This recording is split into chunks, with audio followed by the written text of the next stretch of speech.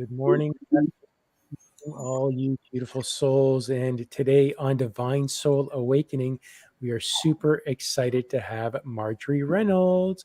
Woohoo! Hi, Hi. everyone. Hi. Hi. Welcome. Thank So you. excited to have Marjorie join us. So in today's show, first I'll try and say that we're a group of psychics and spiritual mediums that are coming together to help everyone awaken, align to their higher selves and soul purpose, while lifting up humanity. And in today's show, we bring up a different topic. In today's show, we've connected with Marjorie Reynolds, who's going to be talking about spiritual rituals. And this is really something fascinating because I really don't know much about it. We're going to have a ton of questions. So Marjorie's going to be showing us today about what spiritual rituals are, how they help us open our gifts and strengthen our connections. She's going to be talking about everyday rituals, the tools that we can use, how it's going to be working. So we'll have a various bunch of topics on this, and just super excited about that. Welcome, Marjorie. So glad that you're here. Thank you. Thank you. I'm glad to be here.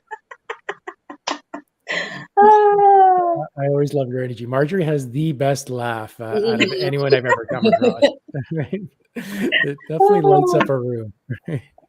Thank you. Hi, everyone. Hi. So glad you're here. Thank you. So spiritual rituals, I think there's a lot of different, I guess, categories that we can fall into spiritual rituals. And I know it has a wide group, but can you tell us about spiritual rituals and give us some ideas and all these things that you told us about? Okay. So spiritual rituals for me, everybody has a different take on everything. So the take that I have on spiritual rituals is it is a grounding and it allows me to flow easier with my intentions, because rituals are about basically your intentions, and it helps ground it because we need something to touch, something to actually make us be present, right? So when we're doing a ritual, we're present with what we're doing. We're putting our focus into it. We are going with the flow and focusing on that. We're not focusing on everything else that is happening, what is moving, or nothing. When you're cleaning your house, you're so focused on cleaning your house that you're like, oh my God, I have to do the laundry, I have to do this, but it's all about cleaning. So it's as humans, we have so many rituals. We have the ritual of eating, drinking water, breathing. Those are all things we need to do to get our bodies to function, right? Our physical body, not our spiritual body, but our physical. Bringing that spirituality into a physical form connects your body and your soul in this realm. And it allows you to flow. So how that helps us is that you start to see manifestations. You start to see clearer. You start to bring in God or divine or whoever you are bringing in, and you start to really have that faith and that connection that you can actually see in your life. It's not just in your mind, you're physically doing it, right? And with time, it becomes like this flow that is just natural, just like eating is natural, just like all of these things. So when we're eating, a lot of the times, and why people sit and give gratitude, that is a beautiful form of ritual, is giving gratitude for the food that we have, of gathering. When we start to give thanks, we start to see a flow of abundance of things coming into our life. There is no lack because we have gratitude for the food that we have. Whether it is a little bit or a lot of it is a gratitude. So that means that your gratitude will flow out and it will allow things to come in. That is how I see my rituals. My rituals are to connect. And I have been doing rituals and with my family and everything since I can remember. New Year's, Easter, all of these rituals about saging, it was to connect, to clear, to release, cutting your hair on certain days to allow it to grow. It's connecting to the moon. So it's everything is about a connection to the physical aspect of things, right? Yeah. That is the connection that we are building. We are trying to connect to other planes, but if we are not connected to our surrounding, it makes it harder to have a direct connection, because you can't even believe on your connections with what you have in front of you, your connection to water, your connection to your food, to your plants, to the things that they can provide for you, the love, how they can nurture you. So it's just really nurturing those aspects of our spirituality that I focus on with my rituals. So it almost seems that this is, I noticed it too, part of it is being present and being, especially when I notice when I do my martial arts, when I do my breathing training, I'm very much present with it. And there's a very much, that's when things happen, when you're present with it. We can go through, even when I was teaching my students, when you go through martial arts and you're doing things, even just going through the motions, that's one thing, right? But when you have a spiritual connection and you're part of it, it actually creates something else, something much deeper. And that's where the quantum effects happens, the multiplication. And I think that even comes down to, as you said, with eating, that even when you're present with your food and you can feel the taste in your mouth and you kind of put your attention on what's happening in your mouth and even just the movement as it goes down to your body, I think that's very much being present.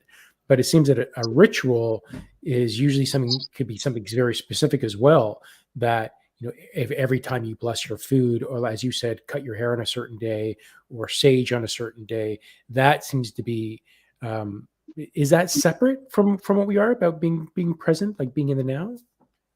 It's not, it's not about not, it's not separate and it's not together. It's you actually taking time to just dedicate. When you're sitting on the table, you're actually dedicating this time all the time and you are bringing that gratitude in.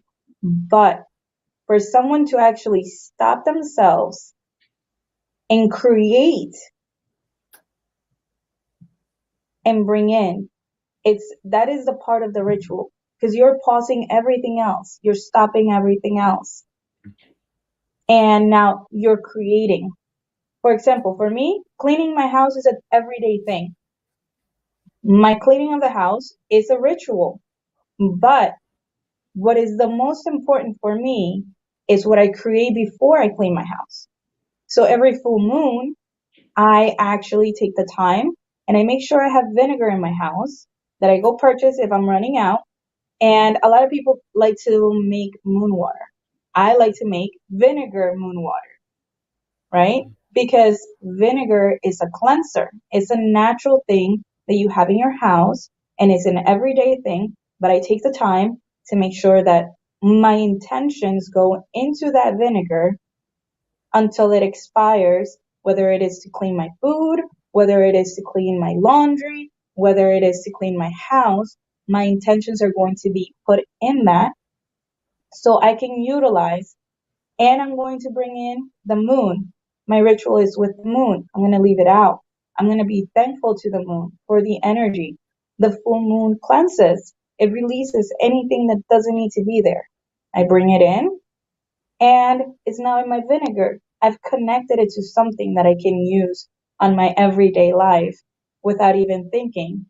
But I created a ritual that I know I'm making my vinegar moon water that I use on my food, that I use to clean my crystals, that I use to clean some of the clothes I use, to clean my floors, to clean my walls.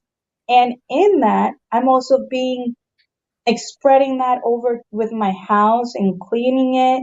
And my house knows that my intentions are to give it love and to keep it as a sacred space. Right? So it actually, my ritual with the vinegar, it spreads into other rituals and other forms of me giving love to everything that I have around me. And it's connecting because we are connected to everything we purchase that belongs to us. These are all our energy.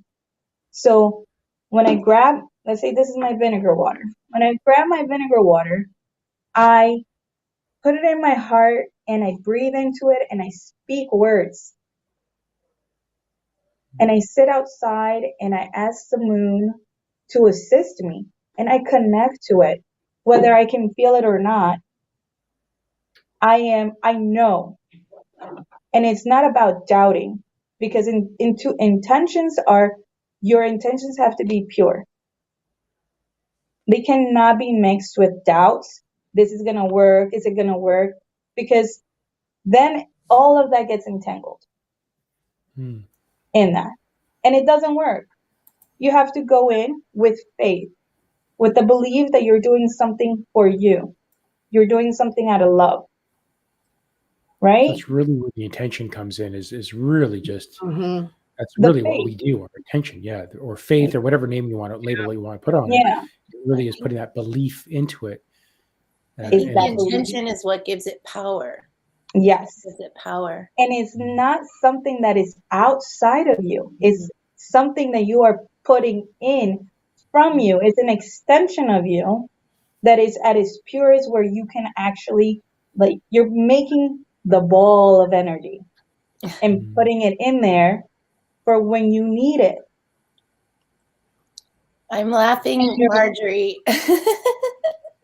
because I just channeled Merlin yesterday. I haven't posted it yet. An hour-long session with Merlin, and it's exactly what he was showing me, this ball of energy and how we use our power to manifest magic. And but he also talked about exactly what you're saying about the importance of using magic. Is really using the forces of nature, everything that was given to us, everything around us. He says you're not tapping into your fullest potential if you're not tapping into the powers of nature. You know, the colors, for example, just how certain colors bring a certain vibration in. If you're trying to attune to a certain vibration, or like say, speak your truth more, and that's something that you want to work on. Like the color blue, for example, could be something that you might want to wear more, or have around you more. And just everything is energy and frequency. So, and then the power of your intentions is what like casts a spell. You know, your words and your thoughts and your beliefs. So it's really powerful. It's just in line with that, but Marjorie and I are always having these moments with each other, synchronicities, but it's really good. Yeah. Before we came on, I was talking about aligning yourself to, right now, the elements of nature, how important it is. I was at a waterfall, and that was a ritual. For me, going there is a part of my ritual. But part of this ritual didn't come from me naturally to go to this waterfall or a natural resource of water to go collect 2 jugs of water to make baths. I was inspired because I opened myself to whatever they have to say. And when I say that I open myself, is if I get a nudge, I need to go to a waterfall and get water, I know it's not me. So I go to the waterfall. I listen to that guidance and I collect the water. And then if I am not nudged to make any baths, I don't make them because it doesn't feel like right. But because everything is changing and water that moves is washing away anything that is residue. That is why I'm bringing natural water from a waterfall. And I had to go to literally a waterfall, like a 30-minute drive there and 30-minute drive back to get the water. When I was there, I was in the water. I took rocks.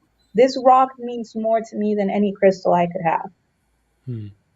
Because now I know that the water that is flowing there in the earth, they're aligning to me to assist me in life. And I'm connecting to my natural resources in life. And this is unnatural. I don't need to go buy crystals.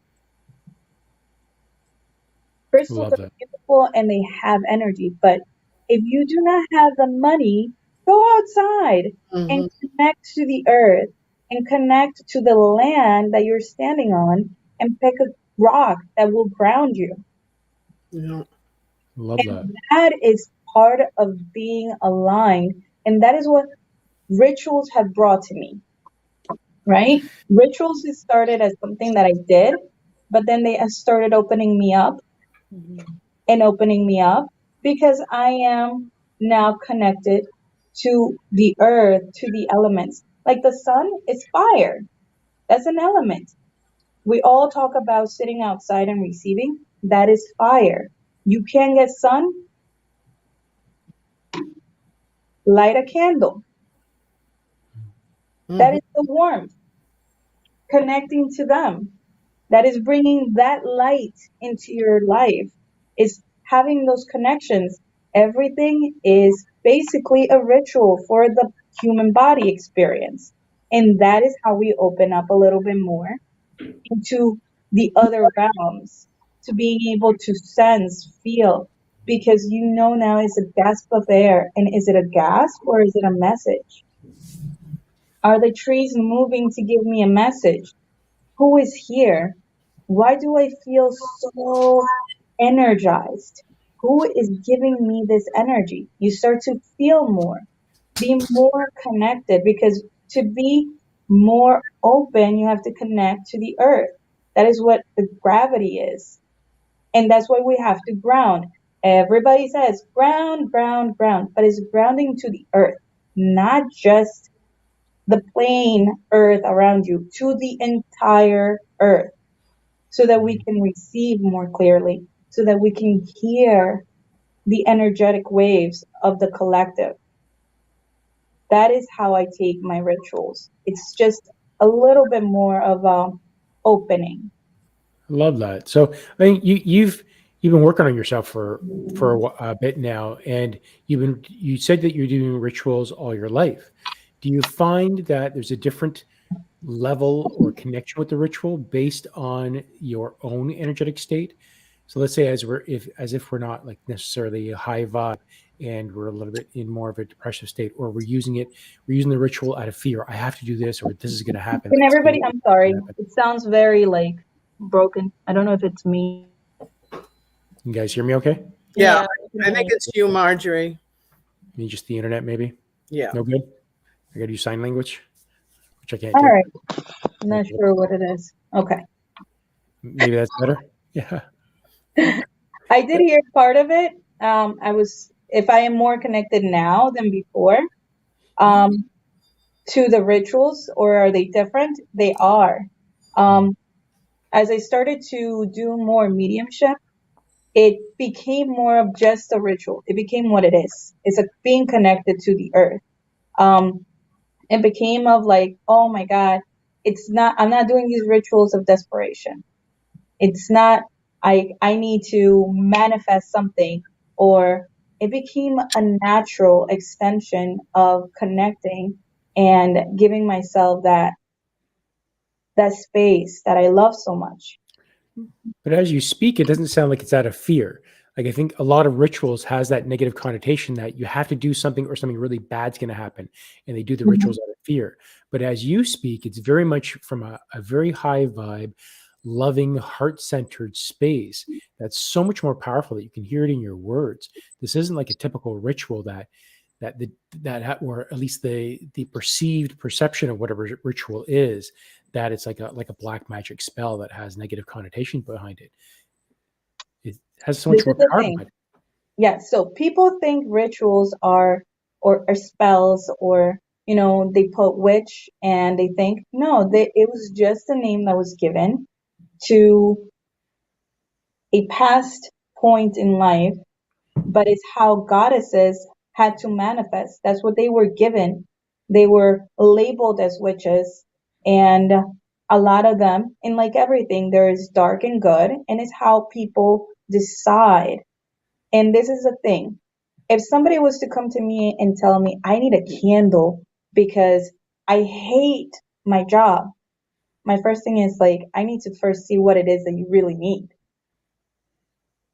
because it's desperation that sometimes we think this is what we need. That's not it. It's something else. And that is also like, I haven't really worked with Reiki or anything, but that's how one person explained it to me. Reiki energy flows where it needs to go. I think that's a ritual in itself. So, I mean, Jenny, It's a when you do ritual. Reiki, that you Yeah. must have your own ritual when you do it. Yes. Yeah. So Starts as a ritual and then moves, the flow moves to wherever it's supposed to go in that person that comes to me. So imagine you are the conduit Right. of your own bath. So you clear your mind and you go into that space of love. And this is something that you want to do for yourself. You're not washing your body. You're washing your aura. You're washing all the gunk away from your other astral bodies. And it's not just the physical. And you go in and I'm going to make a bath of roux and water. That's basic it. That's it. What I'm going to be doing, and I'm going to speak love into the water. I have connected to the water and I ask to wash away anything that does not need to be there. I asked the roux, not the roux plant itself, the consciousness of the roux.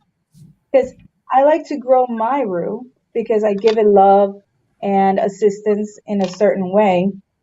But if I have to grab it or buy it, I bring in the consciousness and I give it love and I give it thank you and I put it in and I bless it the way that I know.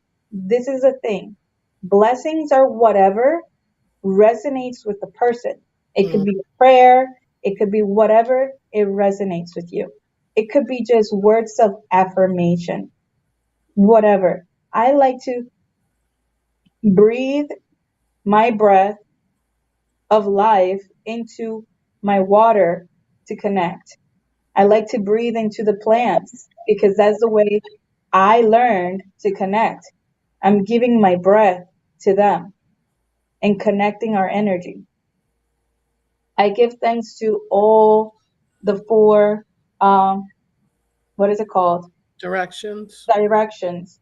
I bring in the elements. And when I'm in that space, it's not me. I always, in everything I do, I ask for Marjorie to step out and for me to be a clear channel for the energy that they need.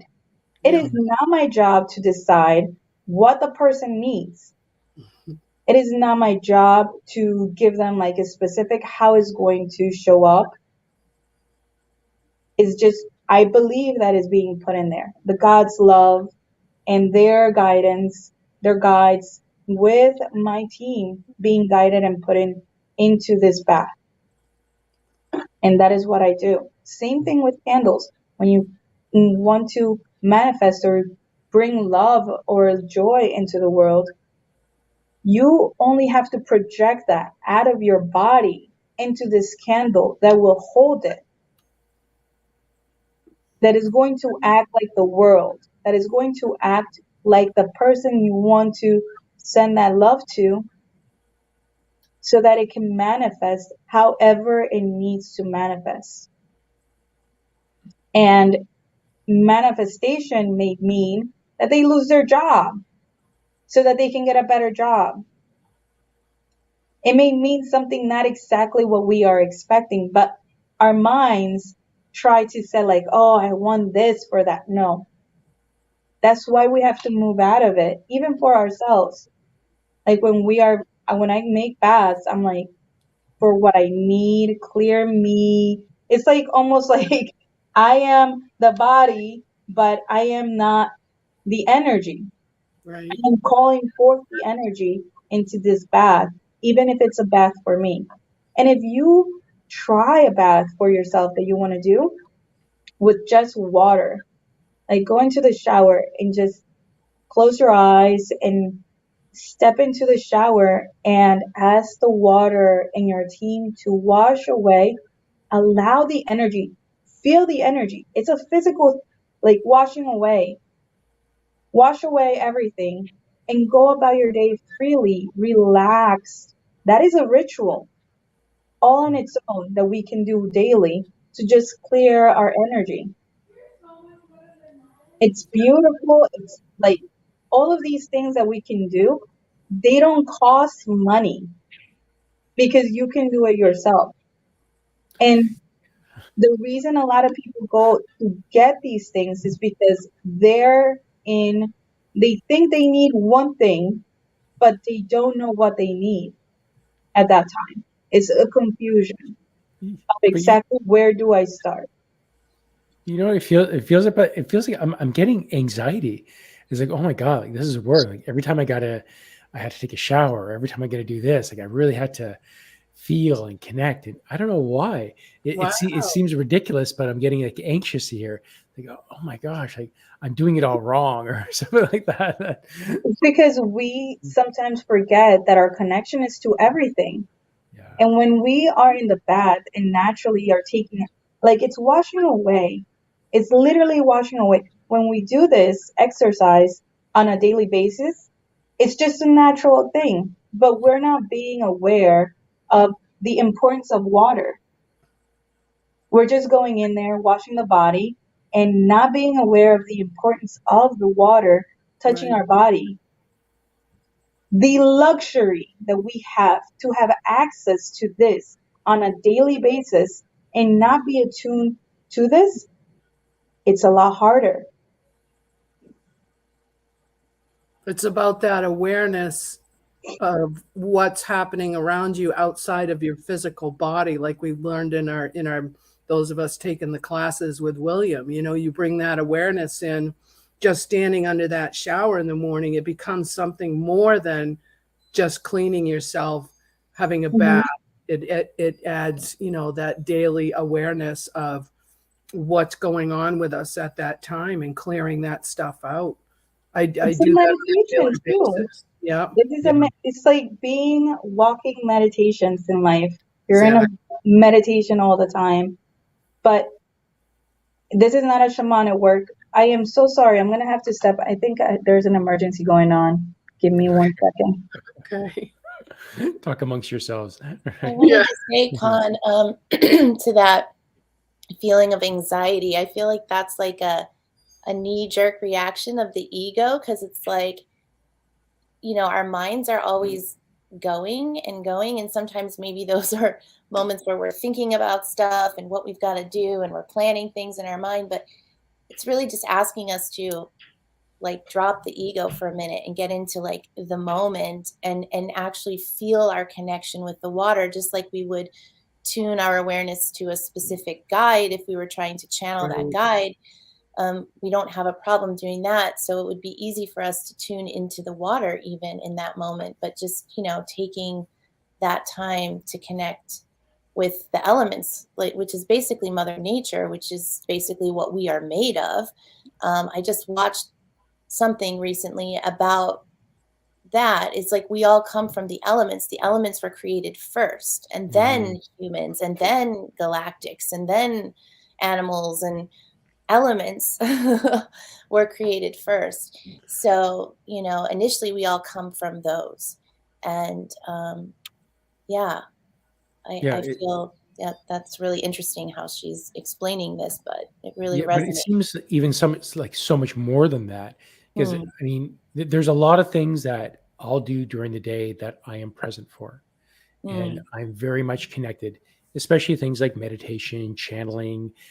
If I'm doing certain tasks, especially my breathing type of work, I'm definitely connected to that. But not when like, but it seems like when Marjorie's talking, it's like it's everything. It really reminds me of Eckhart Tolle about being in the present, being in the now. Mhm. And it's not that she's present with like certain things like I am through the day. Like it's probably about maybe a third of the things I do throughout the day I'm present for. But as Marjorie's speaking, like it's very much every action that she's doing, she's very much present for it and connecting at a very multidimensional level, which is like I'm shaken to the core right now how deeply it's affecting me. It's really empowering. I love it. It's Yeah.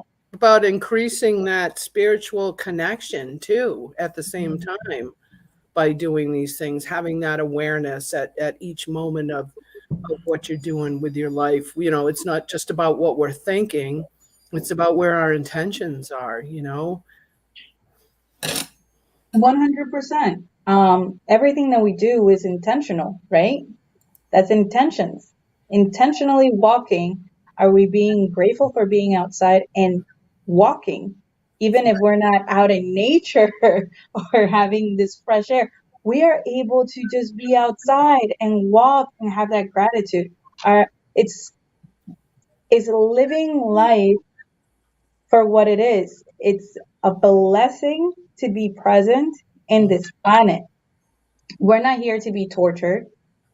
We're not here to be, it's not just about the lessons. It's like going through the lessons that you are learning, but understanding that each lesson that is happening is a small part of the beautiful outward look of your life, like everything. And we fall into these like spiritual box, you know, like spirituality means this.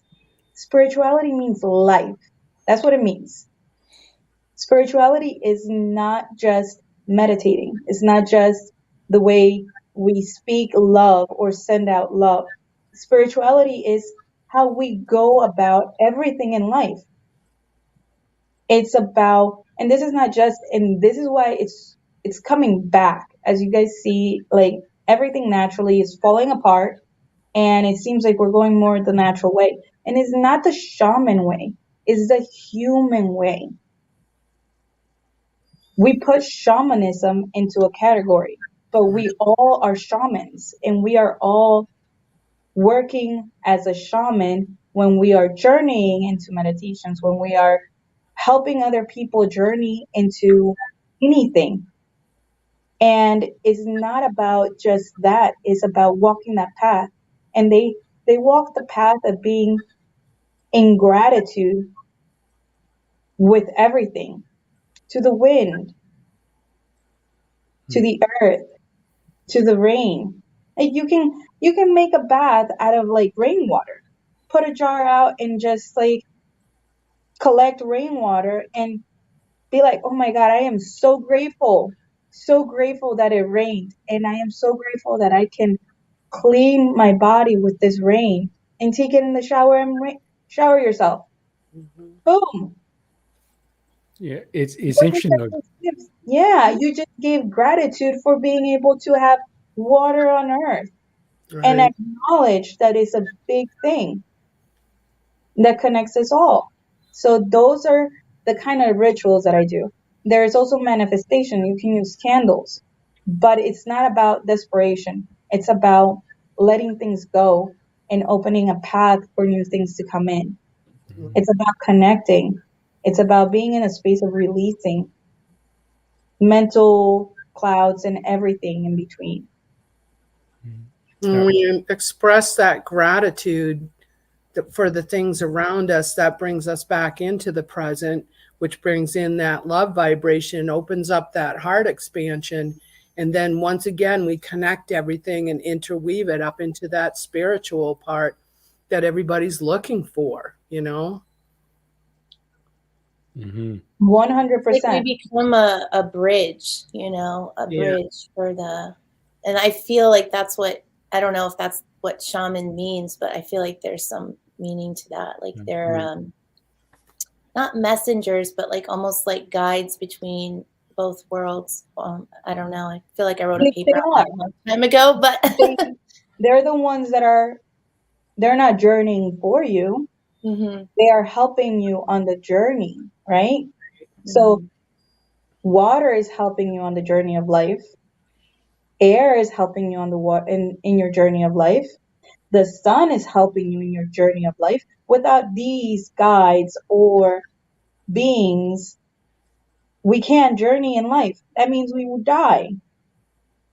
We can't live a life without plants. That's right. So it's being conscious in gratitude Like I go outside and I still see some that are alive, and I'm like, oh my God, you're so beautiful. I can't wait. I am in so much awe that they live through the winter.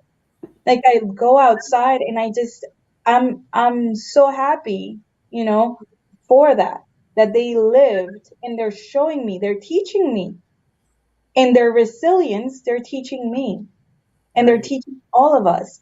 And I when you start to look at nature and how it works and how it moves, you're like, oh my God, I'm like the tree. Spring is coming and I feel so much better. And I feel like I'm going to start something new. What is it going to be? This new thing that I start, is it going to be me connecting more with my family because it's warmer outside and we can all gather? That is a spring thing. Mm-hmm. Is like bringing together your relationships because you're able to connect, you're able to do things. Isn't that beautiful? Love that. You can play outside, you can have fun. So all of these beautiful things in life that is just become a part of it. And when you step outside of just being gratitude for everything and you pause and you engage with those gifts, like, what does the root want to give me today? Because I've connected to it. What is this root? Yeah. What is You that? mentioned it, yeah. It's a blessed plant. It's a ancient plant that helps. It's a great to clean your house. It cleans energy. It they used to use it in churches, and it's really old wise plant, and it just helps with all, like if you feel supercharged, and if you have people that are envious or people that are around you that are just sending you, or you just feel a little charged, you can take a bath in it and clear it away, or you can carry it with you like a little bunch in your pocket or in your purse, and you can ask for it to keep away. And it's a plant, but Is this it's an something you buy or that? energetic consciousness that is assisting you. Natural, or do we grow it, Marjorie? What? For me, in the wintertime, it's very hard to grow anything. So I purchase them. But I purchase them and I talk to them, and I've created a relationship with certain plants myself. Like I've created a relationship. I have an earth jar. So my earth jar is all the plants that I have created a relationship with, crystals, and I have wax in there and earth from my house and all of these things. But that is my connection and what I feel more connected. And when I connect with those things, um, I feel more aligned, easier to work with, because they're going to work in the way that they need to work in that moment. I don't need to worry about it. But you can like, look up plans that you need to, or that you feel comfortable working with. And you can start with like rosemary. Rosemary is good for, bringing in and clearing your energy.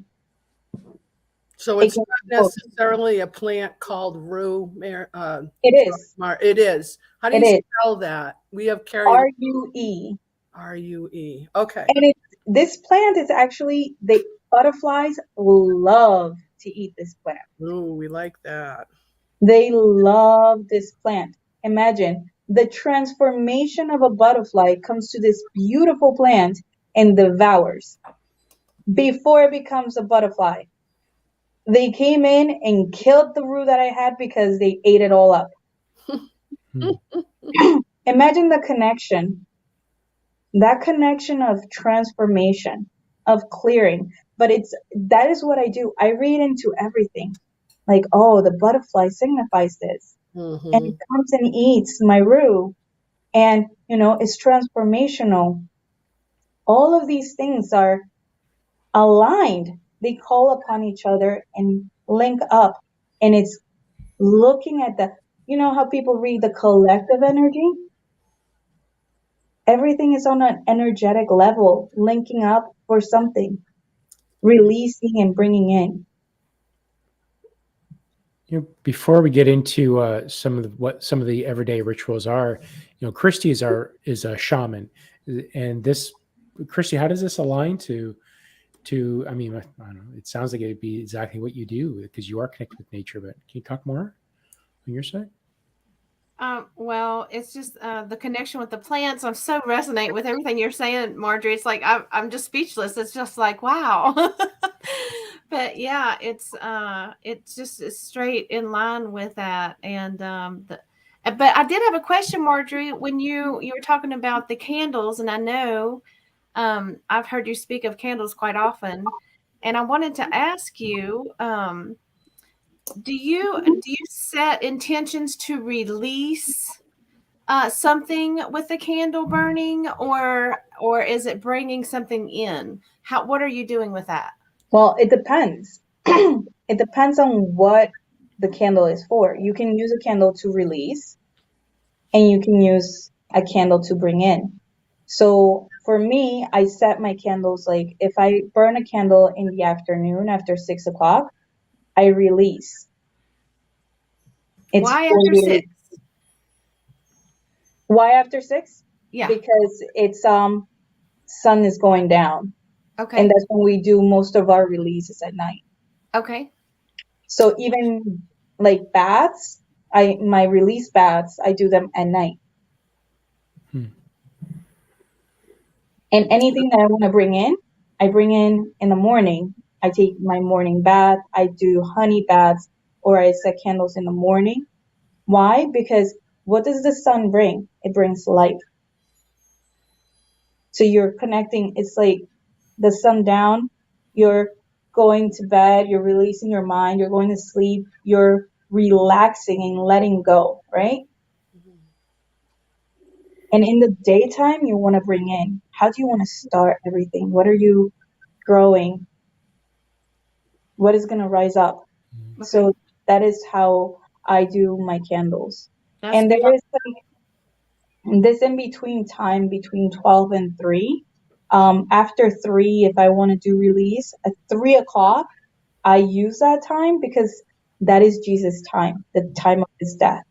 So that is when I ask either for the collective or anything. It's not for me. I'm asking for someone else. And as he said, ask and you shall receive. And on his time at 3 o'clock, I light a candle, I bring in, and I just connect. And it's just beautiful. Acknowledging, his life and giving thanks for his life and his death at the same. I'm so sorry, guys. I do have an emergency with my daughter, and I do not want to cut out so fast, but I apologize. No problem. I mean, I probably got like 1,000 questions still, so that's awesome. I'd love to kind of get you back and talk about this because that's my head's just spinning about the types of rituals, where do you discover them, and all that. But family first for sure. Yeah, we understand. Yeah. My daughter had an accident at school, so I have to take some stuff. Aw. Yeah. But Okay. the best way to start with is, I would say, with lighting a candle, and you don't need to go crazy. And you don't need to see how it's going to manifest, but it's putting your intentions for something or someone that is outside of you in that candle, someone that really needs it, and bringing that intention in there and seeing how that flows out, whether it is a collective. It's like how you do with your heart coherency. It's basically that, putting it out there, but putting it in a candle, and you can see just in the flame how strong the flame is, how bright it is, that connection. So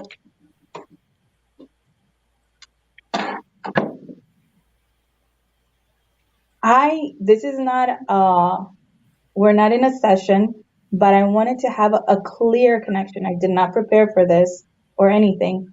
But what I did do for preparation is that I set intentions that I was going to be clear, and the truth of what I am and who I am can come out to help others. That was my intention. And this is a candle. For me, this is a red candle. A lot of people see red and they think fire, all of these things. But for me, this particular candle, this one, maybe I get another candle and it might mean passion if it's red. But this one has been grounding, like red grounding. So you can utilize, first I'm utilizing the color, like Rachel said, utilizing fire. What I need for fire is air. Mm-hmm. So I am bringing in elements and connecting to different things that we don't really realize into this. If you get a beeswax candle, you're connecting to the nature of the bee. Is having that understanding that honey is an antibiotic. Honeys can create antibiotics, so it means it can release anything bad out of it, and it's sweet, so it can bring in anything. So you can either clean yourself to release anything that you don't want with honey, and then you can bring in. It's a lot, but these things come as you start going and connecting, and you start like, oh, but what does the fire mean? Oh, but what does the mesh mean? What does the wax mean? It's getting curious to understanding, why do we have candles? What is the importance? Is it just something that I light up, or I'm going to light this up with intentions? No, it's really connecting. Just how it takes us time to connect to divine when we meditate, and we have to send our consciousness out to meet somewhere, or that we need sometimes quietness to be able to hear. It's actually bringing it all in and sending it out and feeling it in your body. Mm-hmm. Because you are connecting now to your body. Marjorie, before you go, where could we learn more about rituals? Because it just seems like this really just opened up a big bag of worms, in a good way, earthworms. I wish I could have like a specific way for people to learn about rituals, but the way that I learned, it was through books and going on YouTube, literally, because I already knew about certain baths and it came in my family. But when I really wanted to learn more, I started researching on YouTube, like, spiritual baths. And I started reading books about candles, colors and stuff. And started like the 7 rays, they use candles or they use colors. And then you can use colors for each day. You can light candles for each day that go with the 7 flames, if you want to align that. And then if you want to work on your like chakras, you can align that with the color and work on your chakra to release energy. Those are simple ways, but getting curious, and then this is where the fun begins. You throw away the books and you get creative and you start listening, and then you get the guidance of everything around you because you got curious and you started to connect to the water and you started to connect to the air and you started to bring all these things in, and now they're speaking to you. And this is why they say the elements and everything speaks, but you have to connect to them. And these are just gateways to those connections and the celebration of those connections. It's not a shaman, or it's not this or I'm this. Take away the labels. Take them all away. And you are a child of everything in life because you breathe. You need oxygen. You need the sun. You're made of minerals and of water. You are already a part of them, and it's just connecting to them and really being one. Love that. Mm. Well, Hey guys. I'm throwing up Marjorie's business page up here. If anybody wants to reach out to Marjorie, hopefully in the future, she's going to be putting some courses up on this, because I think you would have a lot of people that would love to learn about rituals. But please go to Marjorie's Facebook business page at facebook.com, The Pyramid Within.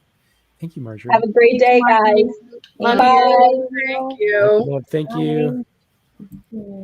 So we have a bunch Sorry. of things coming through in the comments, but I wanted to wait and let Marjorie finish before she had to go. So we had Wendy said, I like to listen to Solfuego frequencies in the shower and let the vibration of the music infuse with the water, wash over with intention. It works on my innate cellular structure. Oh, how powerful is that? I love that. Yeah. Very cool. Love that, Wendy.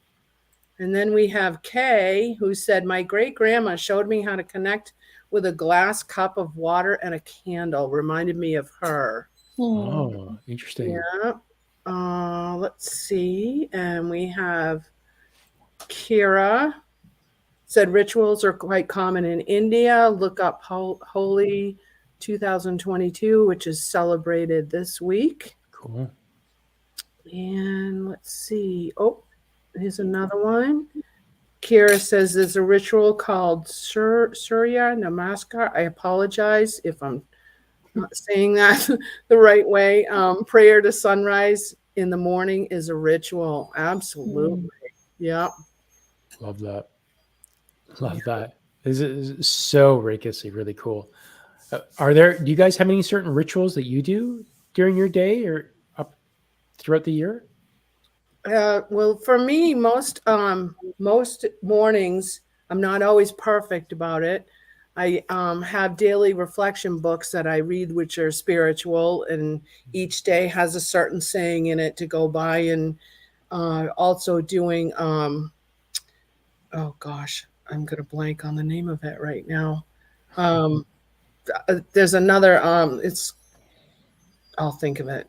But anyway, so I do these spiritual readings in the morning and then some meditation, and definitely, on the moons and clearing crystals and doing the shower thing. But today has definitely made me realize that I probably, like you were talking about, spend a third in awareness of daily things happening around me and working it as part of a ritual, so to say.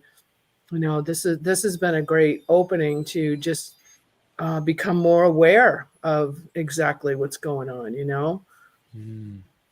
It's interesting. I'm looking at something from Captain Rabbit here, and he mentions something about thrash metal. Funny enough, when I was a teenager, I used to listen to heavy thrash metal as well, and I went from classical to thrash, and the vibration of the music, doesn't matter what it is, it can actually change you and vibrate you depending on what you're connecting with. But I think the ritual comes into, as you're listening to that music, what is the intention, regardless if it's thrash music or if it's electronic music or classical, what's the vibration that's happening within the body, and typically you think about occult practice, it's a lot of the times it's considered with a negative connotation, but it doesn't have to be. It doesn't mean that it's always negative. That's what I'm saying about rituals. Typically has a negative connotation around it, but it doesn't necessarily mean that it's a negative connotation. It really is the energy and intention that you put into it. Right. So yeah, that's really good. Thanks, Captain. Put that up. Definitely intention to whatever we're doing, and all of us being different beings and having different ways we've grown up and things that we've learned is, each one of us may have a different intent.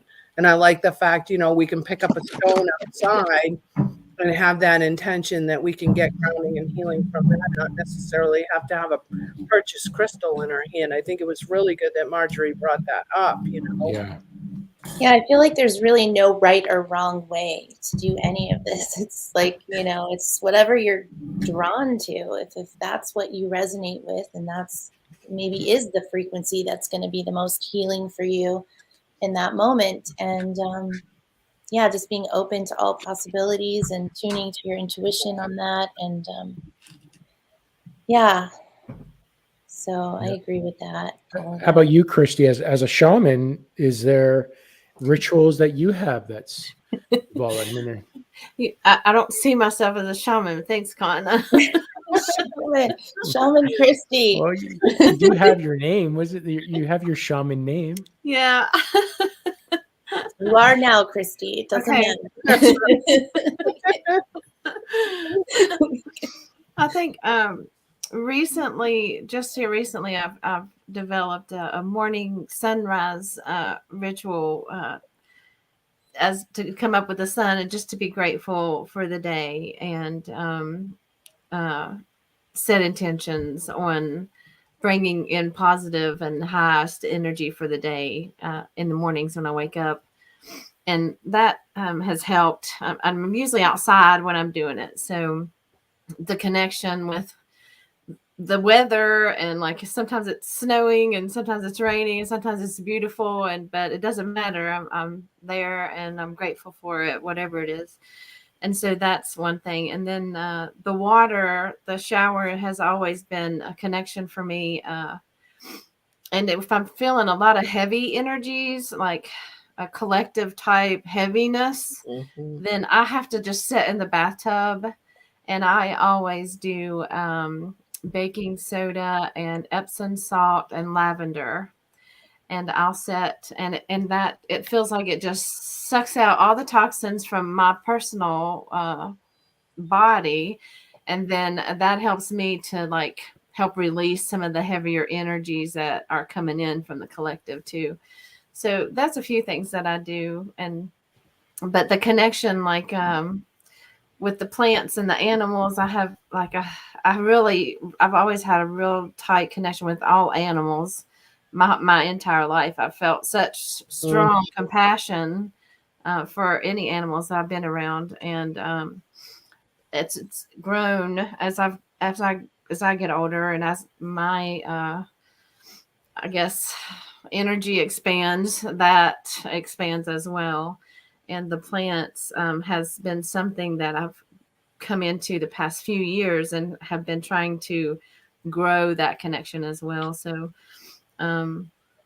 but yeah, that's pretty much that's what I do right now. But the staying, mostly what she's talking about is it's like being in the moment right now and staying in that moment and maintaining that. And it's very hard to do that because there's always something, coming in from the 3D that's going to distract you always.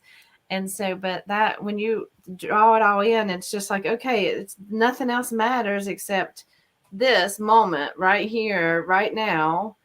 And that's it. And once you focus like that, it's almost, you can feel the energy changing around you.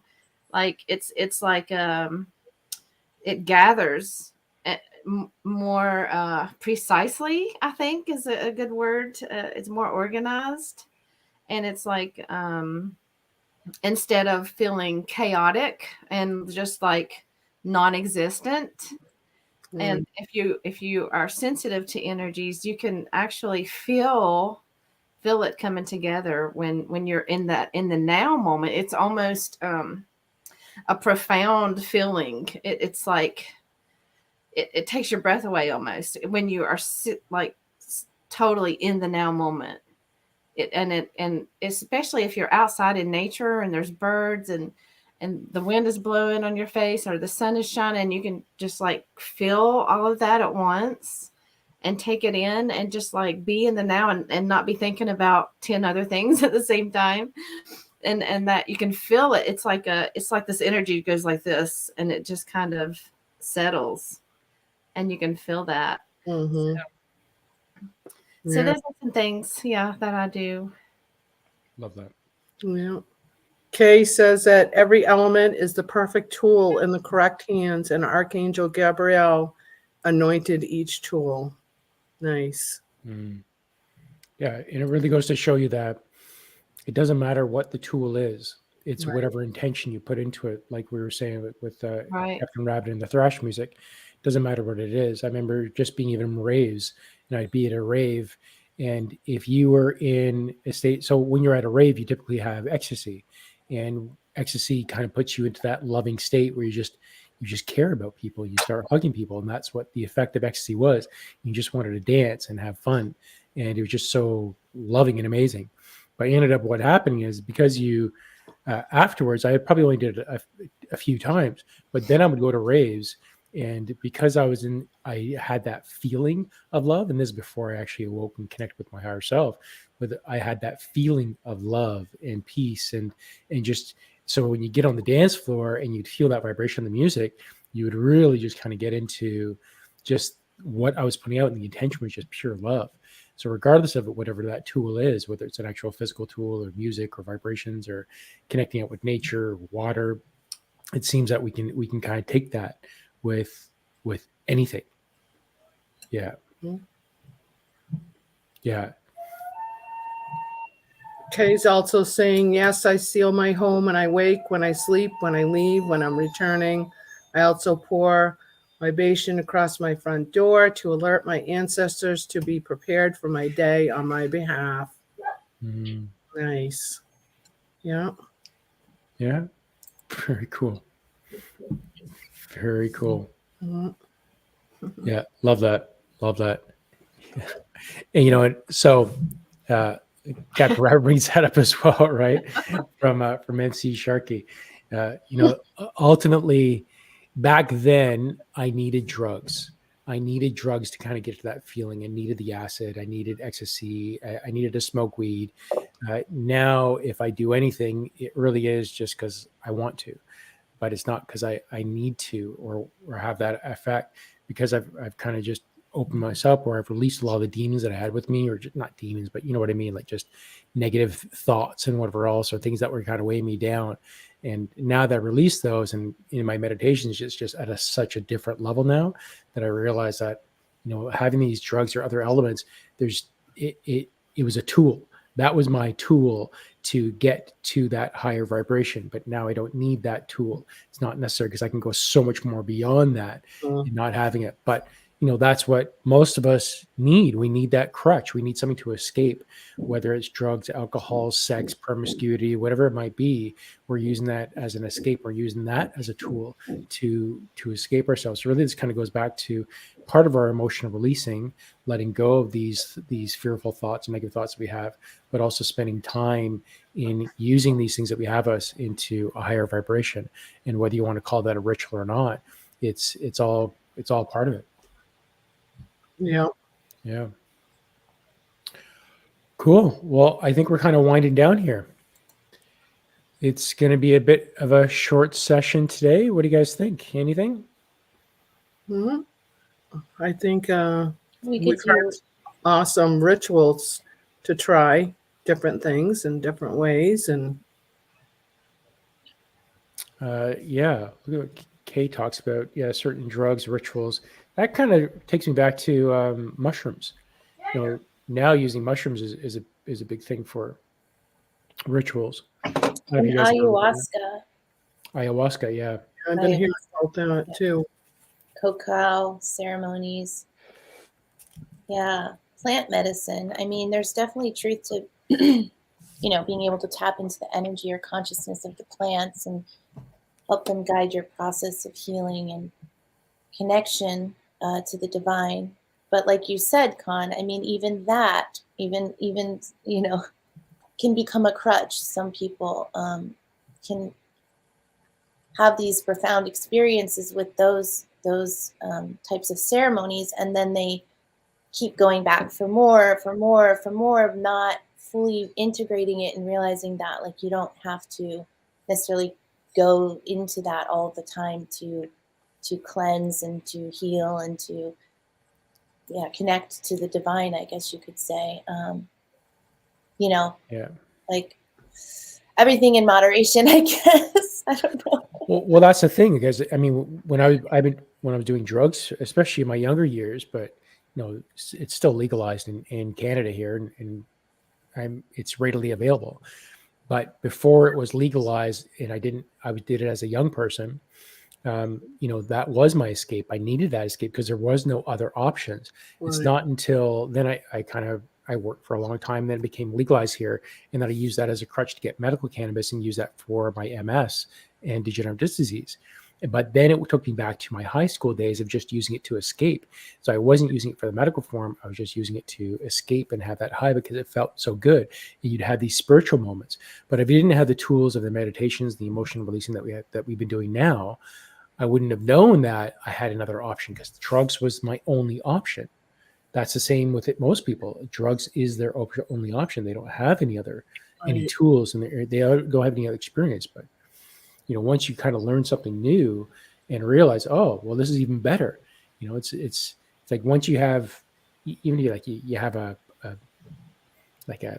minute steak type of thing, and then you have a sirloin steak or a Kobe steak. It's not until you go through different degrees, or you have like a cheap wine compared to a nice wine or anything. Like once you have or have like dollar store clothing compared to Walmart to Holt Renfrew, like you start going through different levels of where you're getting your clothing. Everything has a certain quality behind it, and if you've never discovered it, seen for it, you have no idea that you have these readily available to you.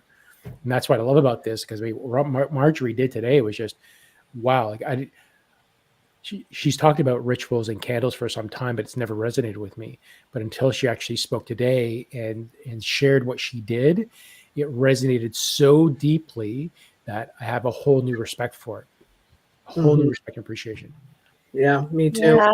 And some of the things she said that were really stuck with me was one, tuning into your surroundings. So it's like everything that we own has our energy on it. So it's being aware of, that aspect of life and tuning yourself to what's going on around you, even the plants that are growing in your yard or the trees that are in your immediate surroundings. Everything is energy. So, you're vibrating on a frequency. Your plants are feeling your vibration too. My husband has taught me about plants. He's more connected in that way to them. But when I was pregnant, we have this one plant. It had just two big leaves. Okay, for the longest time. So, and then I got pregnant for the first time, and it started growing a new leaf. Wow. So every time I got pregnant, I have 3 kids. We noticed, and finally I tuned to it. By the third pregnancy, I was like, look, there's a new leaf growing. And so it's got 5 big leaves now.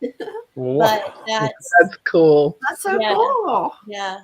So, yeah. So that's, everything is speaking to you. Everything is energy. So, if you get curious about it, is what Marjorie was saying that really resonated with me. It's you can read about it, you can study it, and you can kind of tune to the vibration of what you're called to do and what resonates with you. But then eventually you don't need those books anymore, because you start just becoming curious and seeking out and just playing with the energy. It's like you get playful like a kid. And it's like a kid in a candy store, or not candy store, but toy store. It's just like, wow, you mean like the wind is saying something? You mean I can connect to the sun? You mean I can connect to the stars? I can connect to even just being aware of that time of day, like Marjorie was saying, when the sun is setting, like that's my favorite time of day. But I also love the morning. And now after she was speaking about that, I kind of figured out why. It's like I love that feeling of being charged up by the sun and the energy of like anything is possible, you can just do whatever. There's a fresh start for the day. And then I love the energy though of the sunset, because it's like calming down, everything's kind of coming to a close. And just being aware of that I think is just so important, but fascinating, because life is a ritual is basically what Marjorie was saying. Like everything is a ritual. We just got to tune our awareness to how we can tap into that divine connection that we have with everything, and how it can serve us in our ability to create. And that's kind of what was coming through with Merlin's message. was that. It's like everything is here to serve you, like as a creator. So use it, you know, you learn how to tap into everything. So yeah, it's really beautiful. Yeah, Mhm. I learned a lot. lately in my meditations, I've been doing that quite a bit. Is that, you know, when I do the heart coherence, I'm always connecting out with my plants and the animals and the people that are in my house and the walls and the house itself, and really connecting a lot more, and then connecting with the people and everyone else around the world. And I'm now connecting with the vibration of like the table and the chairs and everything around me, and align myself to that. So it's interesting that this topic came up, that it did, because it's perfect. It's divine timing, it seems, because I felt like there's a change. And when we started talking at the start about the spring happening and how the energy is changing, I'm finding all those energies within me are changing as well, as I'm Mhm. becoming more alignment. And as we're connecting more people and, you know, giving more love to the world to try to raise that vibration, it's the same thing. Like we're connecting more and more. So it really, and this kind of really gives the idea of to take that even further and let that become part of the practice. It's just like our mediumship work, right? Intuitive development. We started with intuitive development. It's like, I didn't do much. I did a little bit of cards here and there, and now like tapping in like almost all the time, and Mhm. just being in tune with the physical body and everything around. So it really, as she said, like it's a practice. Mhm. And it's not, there's no magic to it. It's a practice. And as you connect more and align yourself to the vibrations, you're going to feel more and get more responses back. And I think that's where the playfulness comes in, because now you're getting, it's a conversation with everything around you. Yeah, it's Yeah. interesting because the plants that are behind all of us, and I used to not be able to keep plants alive, and I decided one day that I needed to water my plants on a certain day. So every Friday I water my plants, and I'm sitting here now looking in the background, realizing that I created a ritual with my plants, and all my plants are just like incredible in my house. Mm. And I've never seen them just bloom and be the way they are is just amazing. And you know, I can see now what just that one simple thought in my head to do it on a certain day has created with the plants in my house. I mean, you can't see them all behind me, but they're just amazing. And people come in and they're like, "Oh my God, your plants are so happy." And well, there it is. There it is. That's our house too. Like Rita's the green thumb in our place, and she's much like you, Christy, very much connected with the plants and natures and animals. That's what comes into our home. You can even see behind me, like that tree branch that you see on this side, like she dragged it home, right? And threw it up. Oh, I want that on the wall. Like throw that on the wall, and put all these plants in, whatever else, right? So it's all cool. Yeah. Um, Okay, saying Con, when you start realizing everything makes a noise, and so the tables and the space and the chairs, that's all present in that space, just a higher frequency. Yeah, because because I'm trying to manipulate and heal this body, it's all about raising the vibrations. But I find like the body is perfectly healed. It's more about the relationship now, the connection that happens between the two, that the conversation between actually within the body, the universe of the body. So Mm. I'm finding more and more I'm connecting with vibrations, and it's all about raising vibrations. Even like something that might be deemed negative or bad comes in, as I feel that vibrations, I see the good in it. It doesn't matter like whatever it is, what do you call it, good or bad, it's all good. And Mm. there's something really amazing and powerful about having that realization, right? Absolutely. Yeah. Yeah. Karen saying plants, love it. I started that too. Plants are amazing healers. Yeah. Amazing. And you only need like 10 plants to shift the oxygen in your house. Like that's Right. all the oxygen that you need in your space. Get about 10 plants and you'll change the vibrational energy. I know when people like will get a lot of neighbors, they'll kind of drop their plants off when they go away, and just go, okay, we'll take care of it. And then we forget to like water it for like a week, 2 weeks. Like, oh shit, like we haven't done anything with these things. Right? But when they come back, it's like, oh my gosh, like these plants have never looked so good. Yeah. These are amazing. And it's just the vibrations of our space that we have around us, right? It's high vibe. Yeah, same thing here. I'm babysitting 3 plants for a friend of mine, and they've gone berserk just since she went to Florida. I haven't really done anything to them but talk to them and do the Friday ritual. So It's interesting. I just had a client yesterday too, who for a reading, but it came through for her to create like a sacred space with plants. She had a connection with plants from like maybe a past life, um, yeah, to create like this meditative area in your home, like a small space with the plant, and bring in plants that you resonate with, kind of similar to what Marjorie was saying, like, you know, you intuitively choose the plants that you connect with, and yeah, they help raise that vibration and create that space for healing and just meditation or whatever you're wanting to do. But yeah, it's amazing. I just there's so many levels. It's multi-dimensional is what comes to mind when you think of like the elements speaking to you. And then another thing I wanted to bring up, because of Merlin's energy, he worked with the elemental realms a lot, and that's another aspect to the elements. You know, there's the elemental beings that work with each of the elements that you can also call on. So yeah, just so many layers to it.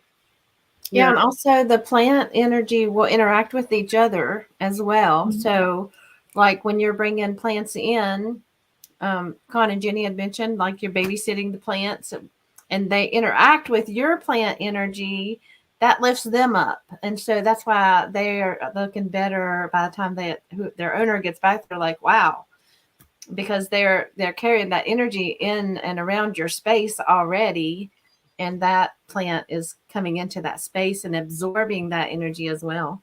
We have that with animals too. Yeah. You know, so we house sit a lot of dogs, and when dogs come into our space and there's time for them to go home, like some of them don't want to go home.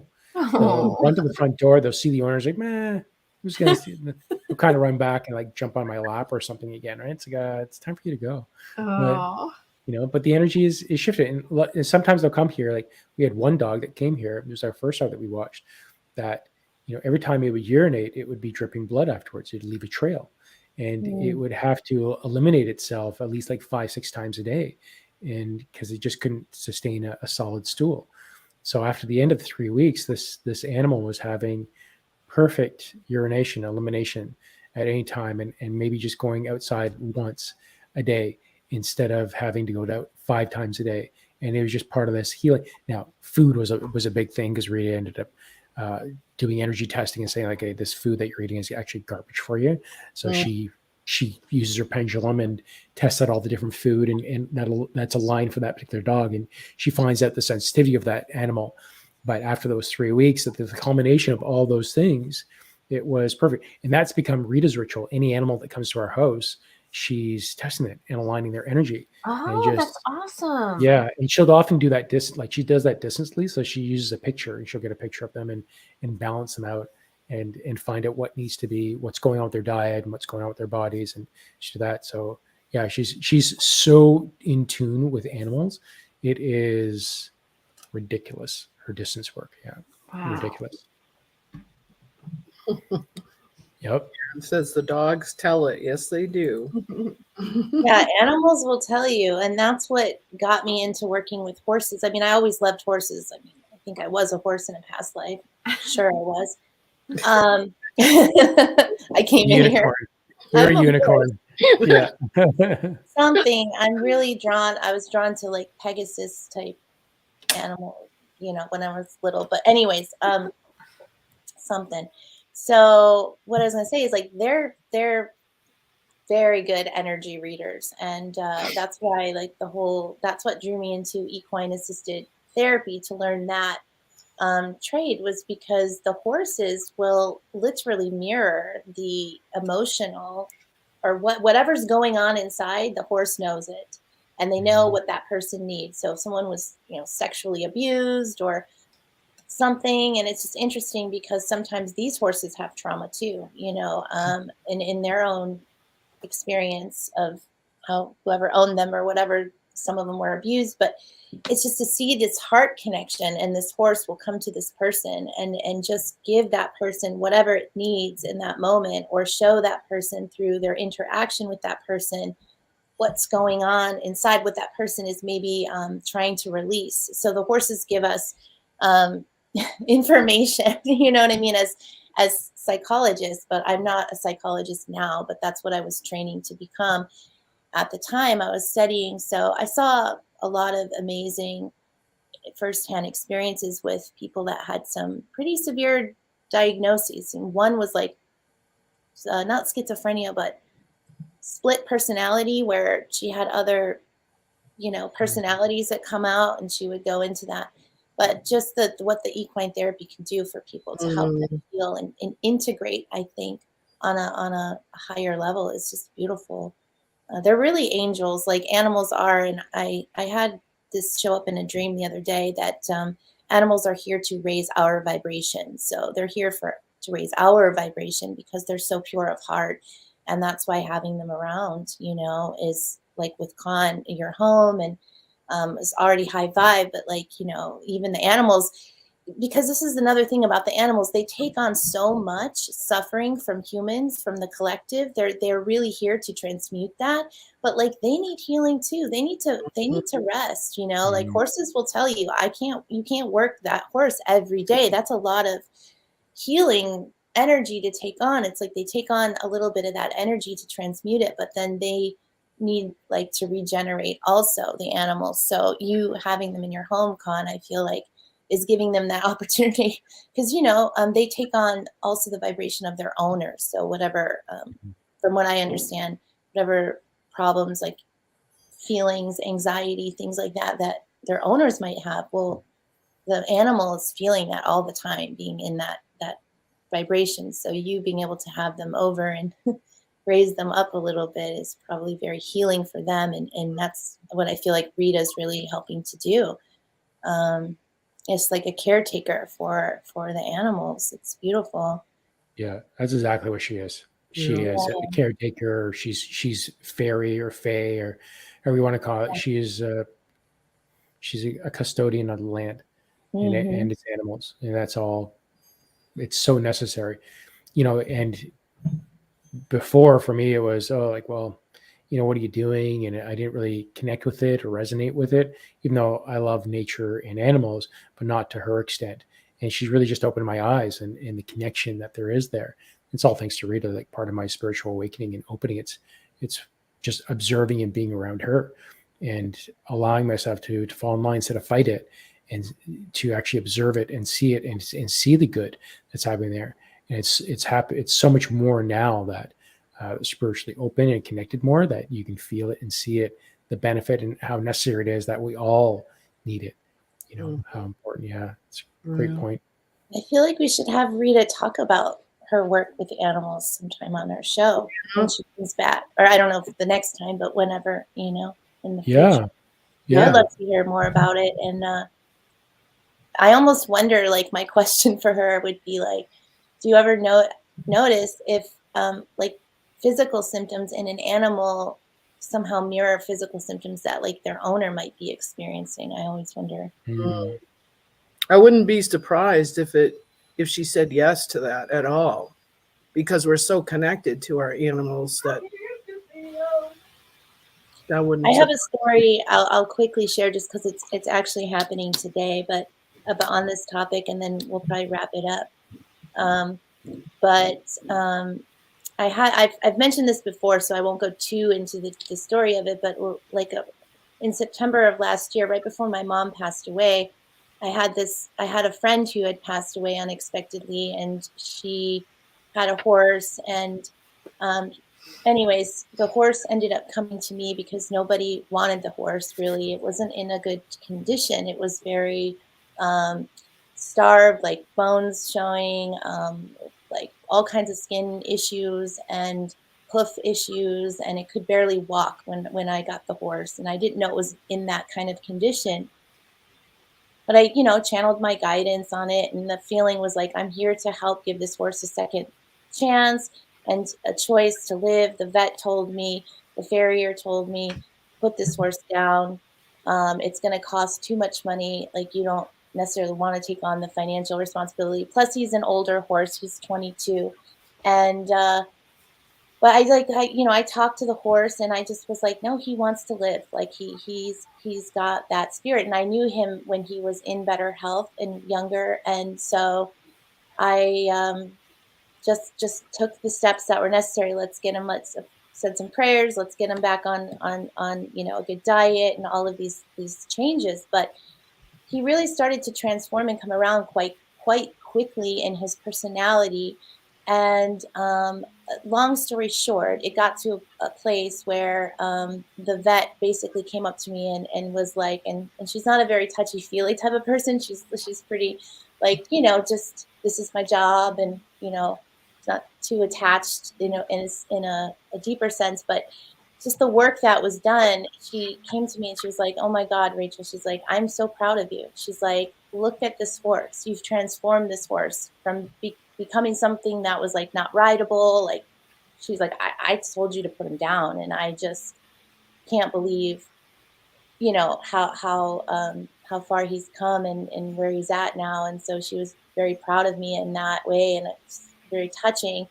But a friend of the person who passed kind of came out of nowhere to help me take care of the horse too. Just showed up one day. I was like someone that she grew up with from her hometown in Minnesota that lived in Tempe or lived in my city, and found out she passed, and was like, where's her horse? Where's her horse? And then came and started helping me take care of him, giving me money.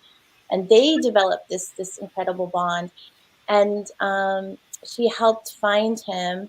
She rode him. He's rideable again. She helped find a home where he can go, a Sunshine Acres, it's called. And it's where orphans go. And it's a beautiful facility. And I've talked to the people that run it, and it's a really nice program. They have horse riding lessons for kids. So they're picking him up today. Oh, wow.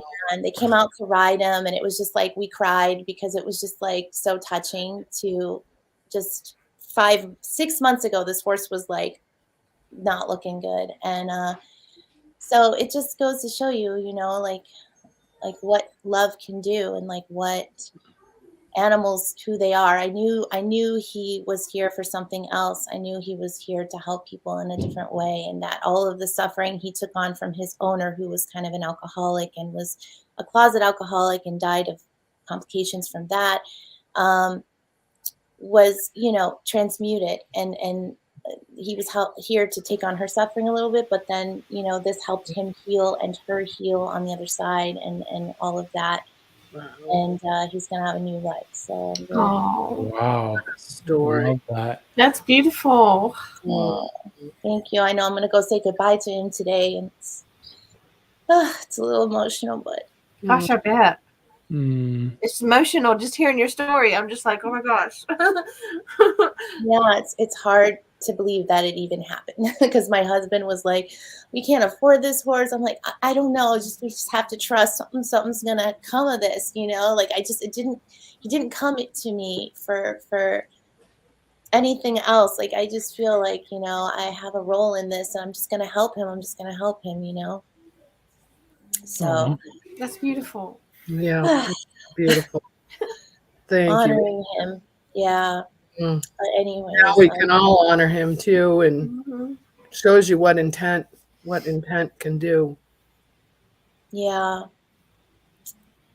All right, guys. I'm sorry to. Oh, it was beautiful, Rachel. Thank you for sharing that. What a great way to end this. Love it. Oh, we got Christy. She got the tear. That was a good one. I'm gonna have a I'm good just cry. like, we gotta stop. Yeah. It's gonna happen. I'm gonna be releasing a lot today with this. That's good. And it's a good story though. It is. It is. Happy ending. It's Yeah. beautiful. Exactly. We'll wrap it up so we you. can cry off camera then. Yeah. All right, so we're gonna wrap it up on this and close it out. And I'll just start with we'll just go around, and I'll start with Con. And if you want to share like anything you've got coming up this week. Yeah. Tomorrow, so on Intuitive Soul Rising, on her private Facebook page, we have another or a continued practice session. So if anyone is, that's not it, this is it. So come to Rachel's Facebook group page, her private business page, where we're going to have practices Thursdays, every Thursday at 12:30 p.m. Eastern Standard Time. And so please join us for that. That's going to be good. And then Friday is Channeling Eric for all your intuitive guidance and messages that come through. I've been really, I've been working on this emotional release series, and part of it's because I had to go through my own piece with it, and I've had no energy to kind of even go up and put it live. But I've got a big emotional release series that I'm working on right now, and it's all about going through the primary emotions that we all have. That's been put up by certain psychologists to say these are our primary emotions. So going through like the very deep core of it, and then from those there are multiple subsets that develop from that. But if you work on the core, it takes care of all these other ones. So I'm working on the series right now, and it's also the other part is just documenting my physical aspect, because many of you may or may not know, but I use a walker when I'm on this top floor, which is carpeted. I have to use a walker, and it's for me to get around. So I've never actually really shown any of that before. So I've been putting that together as I've been messing around with like editing and whatnot, but it's so time consuming. That's why I do everything live. So it's just so time consuming that nothing ever happens. I talk about it and just then never ever gets done. So that's what I'm working on right now. It is taking a while. I apologize for that, for those people that have been waiting for some time, but it is in the works, and something's coming with that. And I'm really getting close to opening up that Facebook emotional release private page so that we can do this on there. And I think that's where we're going to be doing this work is there. So I better stop now. Yeah, that's what's going on with me. Awesome. Yeah. I love that. Awesome. Can't wait. But I get it about the time-consuming aspect. Yeah. It's more involved than you think, even when you're doing it. But it's great. And I don't even have 3 kids like you, so I don't know how many you're putting out so many videos like that. But I just got into like a rhythm of it, is what it is. So and yeah, but I'm sure you have a lot of different footage too that you're trying to share. So that's I do. It's a lot of planning right now, planning and research right now, and self exploration. As I do this, then it's finding the time to get that. It's more so that I have these big moments, but I'm in meditation or I'm somewhere else. So when I go to, it's never the right time to actually put it on camera, because it's not heartfelt. It doesn't have any meaning behind it, and there's no sense of me just talking about it from a cognitive sense instead of from an experience sense. So it just doesn't have that same feeling to it, and I don't want to share that aspect because that's not who I am. It's really the things that come from the heart and that are deep, that's what we're connecting with, and that's what we need, and that's where the emotional release comes in. There's no sense me just talking about it, because that means nothing, but you have to feel it. Yeah, it's the experience. Yeah. Well, that's why I can produce so many videos, because I don't have to do any planning when it comes to channeling, other than just know who wants to come in, and that makes it so easy. I do write down some questions, but sometimes the guide, like yesterday, Merlin gave me all the questions to ask him, so it was like, I'm hands off. Awesome. Cool.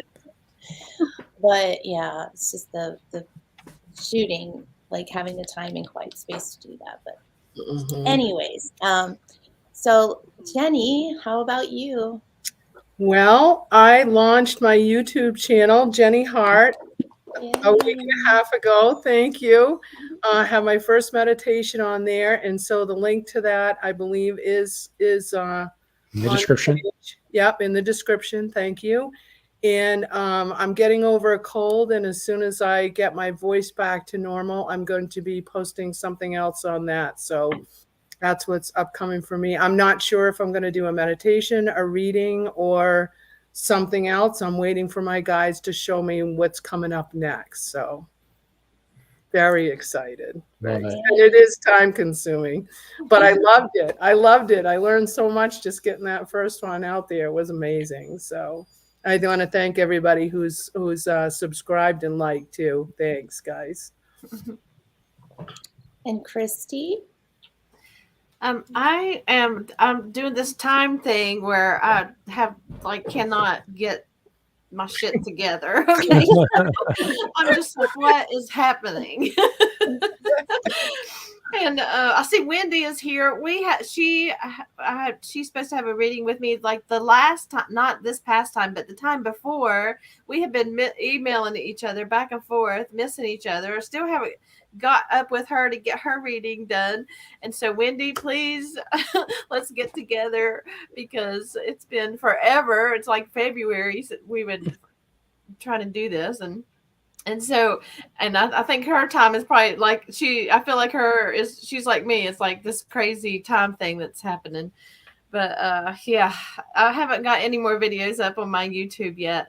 But I plan on doing so as soon as I can get my stuff together enough to get it aligned and on there. So, but yeah, and I also plan on, I seen Rachel has this, I'm going to push Rachel's stuff a little bit because she has the Galactics things coming up on Friday, and I'm so excited. I'm like, I have got to be there for that.